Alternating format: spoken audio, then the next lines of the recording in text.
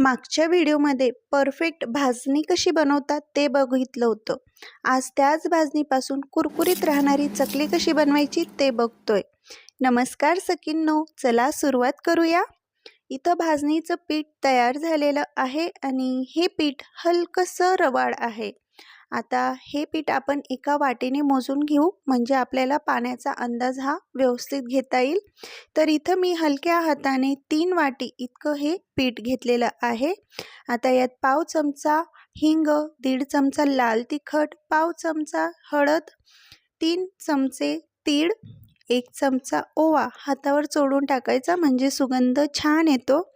त्याचबरोबर चवीनुसार मीठ आणि 2 चमचे तेल टाकून घेते आहे. आता हे सर्व मसाले पिठात एकदा मिक्स करून घेते आणि कणिक भिजायला सुरुवात करते. तर ज्या वाटीने आपण पीठ मोजलं होतं त्याच वाटीने इथं पाणी घेतलेलं आहे. इथं गरम पाण्याचा वापर करायचा. तर साधारण कणिक मळण्यासाठी 2 ते 2.25 वाटी पाणी लागलेलं आहे. कणिक भिजून झाल्यानंतर 10 मिनिटं हिला रेस्ट करायला ठेवूया. 10 मिनिटानंतर हे पीठ थोडं घट्ट होतं. तर थोडं पीठ काढून आपल्याला अशा प्रकारे चोळून घ्यायचं आहे आणि साच्यामध्ये भरायला सुरुवात करायची. साच्याला थोडंसं तेल लावून घेते आणि हे पीठ यामध्ये टाकून चकल्या पाडायला सुरुवात करते. पण त्याआधी आपण गॅसवर तेल गरम करायला ठेवूया.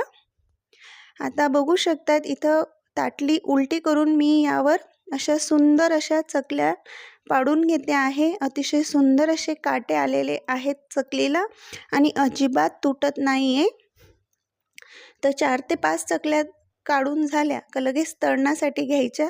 तर झाऱ्यावर तुम्ही अशा प्रकारे चकली घेऊन तेलात हलक्या हाताने सोडू शकतात आणि या चकलींवरचे बुडबुडे कमी झाले का या चकलीला उलटपालट करत तळून घ्यायचं आहे.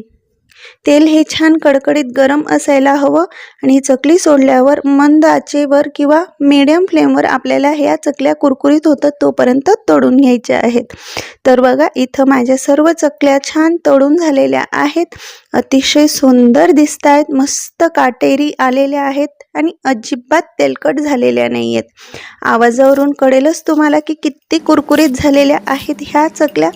तर या दिवाळीला तुम्ही सुद्धा बनवून बघा अशा कुरकुरीत चकल्या.